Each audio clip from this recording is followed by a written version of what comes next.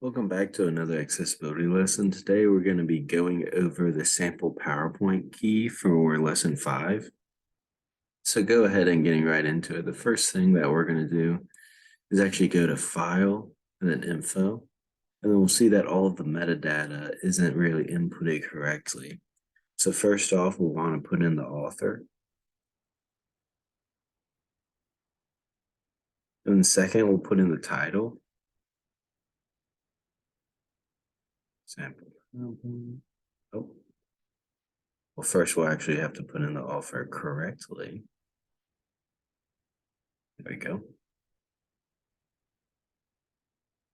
And then lastly, whenever you're making a document, you want to add some tags to make it easier to find, both for you and then also your users so that they know what it's about. And so here we would put in tags such as personal brand,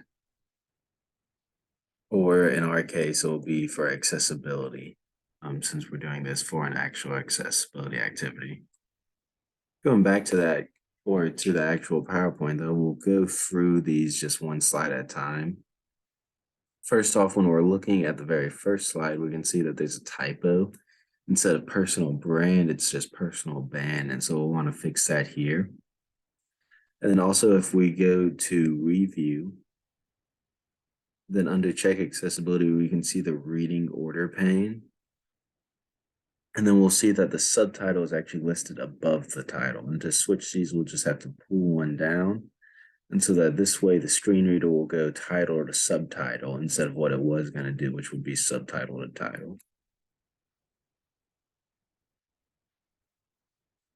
Moving on to the next slide, first thing that we want to do is go home and then actually go to the slide layout. As we see, this one has the same slider layout as slide 1, meaning that it is currently labeled as a title slide.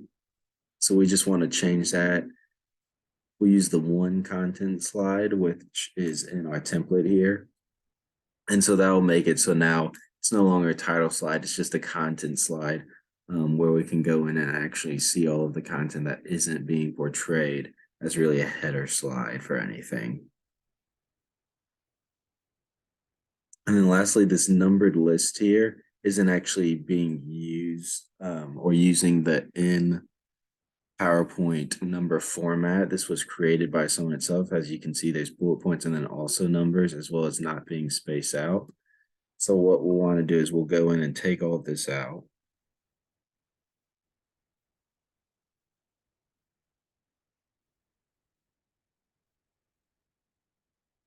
Then we'll come up here and actually input it as a numbered list.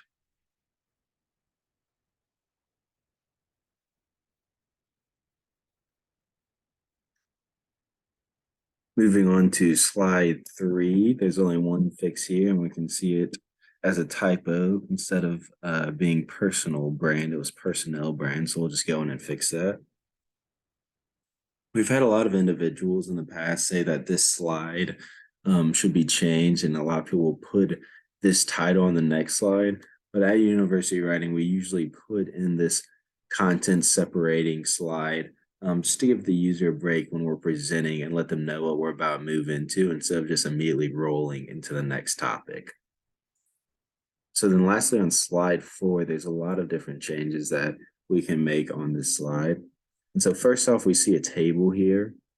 And this table is really just for SEC purposes. It's not really adding much value from an actual reading perspective. And so what we're going to want to do is take all of this content out, as well as get rid of the table. And then we can come over to insert and put in a text box for all this information.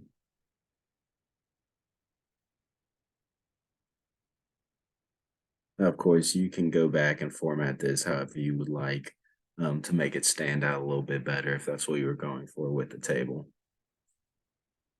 Then we also have a couple of different things that we can do with these two images here. There's one in the front of the sun, and there's also the sun in the very back. Some things that we could do is we could also just delete this entirely if we don't want it on our slide at all. Just completely get rid of it.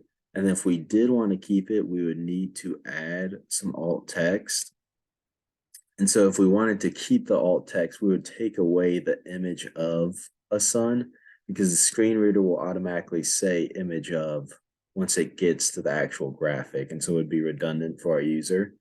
And so we would take this out.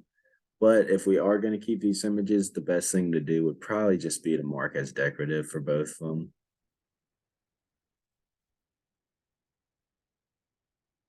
And then when we come back to our slide, we'll see that those are no longer selected in the actual reading order. You can also just uncheck them here to mark them as decorative as well. But then we're also going to want to reorder this. And once we have that done, then that's actually all the content that we need to fix for the PowerPoint. There's only 4 slides, but there's a lot of different things that are really going on here. So make sure that you have gone in and really picked up on all of them. And if you found some things that we didn't cover in this video, don't be afraid to share those in the Canvas module, as I'm sure that we all have our unique design choices, and that doesn't mean that they aren't accessible. And so I wouldn't take something that you did that I didn't show here in the video as being wrong, but it's definitely something that's worth sharing.